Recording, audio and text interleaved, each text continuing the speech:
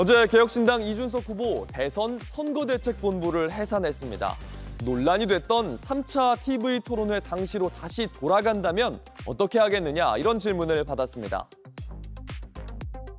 저는 솔직히 말씀드리지만 그때 완화했음에도 불구하고 그 정도로 불쾌감을 느끼실 분들이 있는지는 제가 예측하지 못했습니다. 그래서 돌아간다면 그렇게 하지 않겠죠. 이것을 알고 간다면은. 하지만 여전히 할 수 있었던 질문이었다고 말했습니다. 당연히 후보의 검증 차원에서 나올 수 있었다 이런 얘기를 생각하고요. 앞으로 그럼 표현할 때 조금 더 순화할 수 있도록 하겠습니다. 천하람 개혁신당 원내대표 또한 토론회 발언이 한 자릿수 득표율에 머무르게 된 이유였다 이렇게 인정했습니다. 선거 다 끝났으니까 이제 얘기하자면 저도 동의합니다. 거기에 대해서 뭐 갑론을박이 있지만 어쨌든 국민들께서는 굉장히 안 좋게 보셨던 것 같습니다. 토론회 전 캠프 차원에서 준비한 발언이긴 했지만 순화했어야 했다 이렇게 말했습니다. 이준석 전 후보 당대표 출마 여부를 묻는 말에 회피하지 않겠다고 했고 새 정부가 추진하는 일에 대해선 관례상 지지하겠지만 선거법 등에 대해선 할 말은 하겠다 이런 뜻을 내비쳤습니다. 문제의 발언은 이준석 개혁신당 대선 후보가 여성 혐오에 대해 질문하는 과정에서 나왔습니다. 만약에 어떤 사람이 여성에 대해 가지고 얘기할 때 여성의 그러면 이거는 여성 혐오에 해당합니까? 아닙니까? 그건 뭐 답변하지 않겠습니다. 이재명 민주당 후보의 아들로 추정되는 인물과 관련된 의혹을 우회적으로 공격하기 위한 질문이었습니다. 그냥 뭐 안타깝다 이 정도 하겠습니다.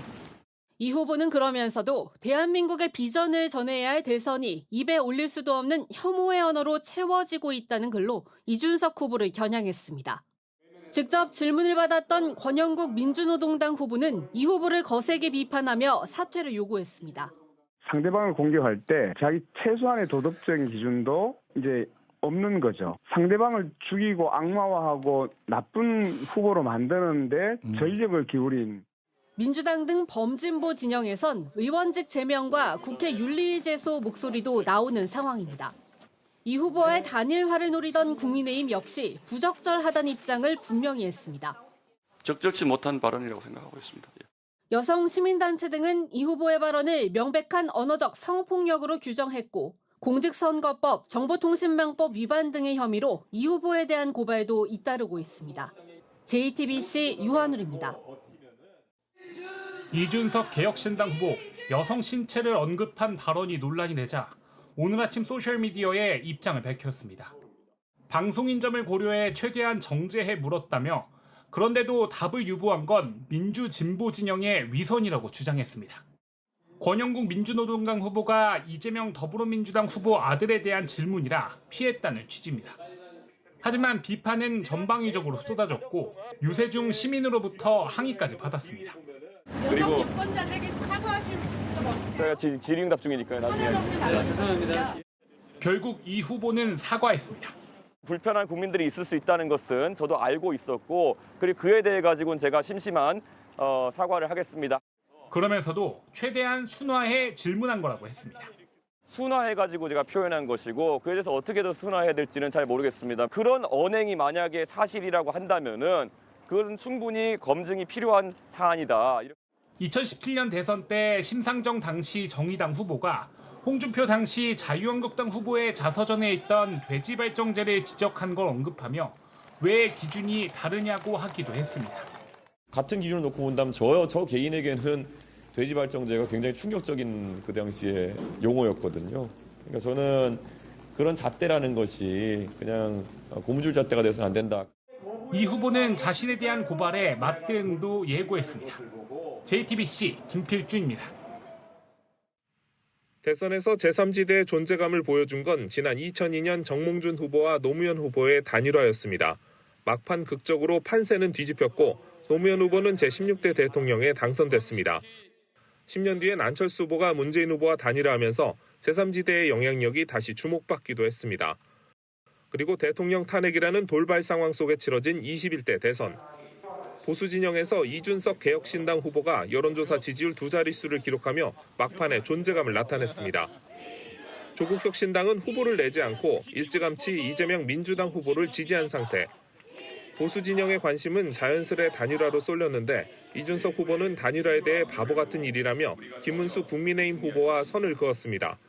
그러다 마지막 TV 토론에선 부적절한 발언으로 논란을 키우면서 위기를 맞기도 했습니다. 결국 이재명 후보의 당선이 확정된 대선 전국 이후 이준석 후보가 계속 영향력을 키울 수 있을지는 좀 더 지켜볼 일입니다. 대선을 기준으로 하면은 제3지대 잔혹사죠. 한 번도 제3지대가 양당을 위협할 정도로 의미 있는 득표를 하거나 완주를 한 적이 한 번도 없으니까요. 정치권 안팎에선 다당제를 지지하는 여론이 커지고 결선 투표제 같은 제도에 대한 정치권의 합의가 이루어진다면 제3지대가 대안 세력으로 부상할 가능성이 있다고 전망합니다. JTBC 김민희입니다. 제21대 대통령 선거에서 8.34%를 얻은 이준석 개혁신당 의원. 선거운동 기간 사용한 선거 비용을 한 푼도 받지 못합니다. 선관위는 득표율 10% 이상은 선거 비용 절반을, 15% 이상은 전액 보전해주죠. 이재명 대통령과 국민의힘 김문수 후보는 선거 비용 제한액 588억 5천여만 원 내에서 선거 때 사용한 비용 100%를 돌려받습니다.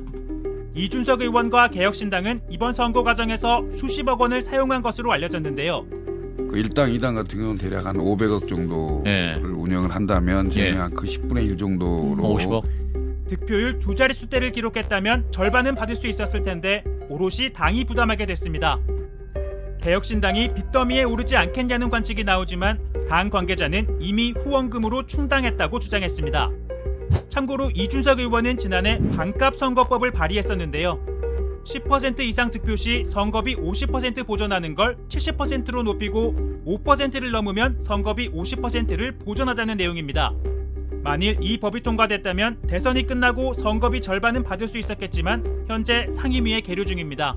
정당에게 선거비 보전이 중요한 이유 가운데 하나는 다음 선거용입니다. 15%를 넘어서 전액이 보존된다면 다음 지방선거 때 당이 선거 자금이 상당히 좀 여유로운 그런 상태에서 선거를 맞이할 수 있는 그런 지점들이 있기 때문에 얘기를 합니다. 결국 개혁신당 입장에선 이번 대선에서 한 푼도 돌려받지 못하게 돼 주머니 사정이 넉넉지 않은 상태에서 내년 지방선거를 준비하게 됐는데요. 그런데 선거 자금을 넘어 더 큰 위기를 맞이했습니다. 이번 대선에서 이준석 의원은 기호 4번을 받았습니다.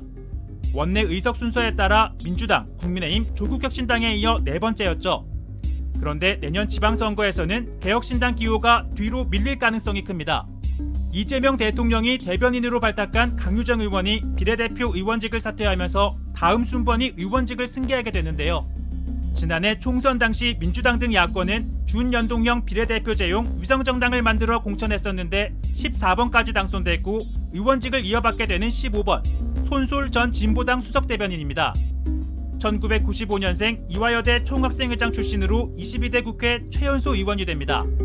이에 따라 진보당은 현재 3석에서 의석이 4석으로 늘어나 3석인 개혁신당을 제치고 원내 단독 4당이 됩니다.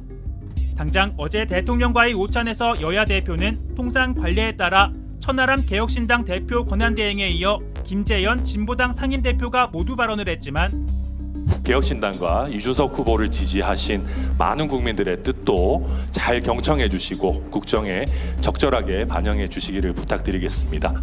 힘없는 사람들의 목소리에 더 많이 귀 기울여 주실 것이라고 믿고 진보당도 새 정부의 성공을 위해서 함께 노력하겠습니다.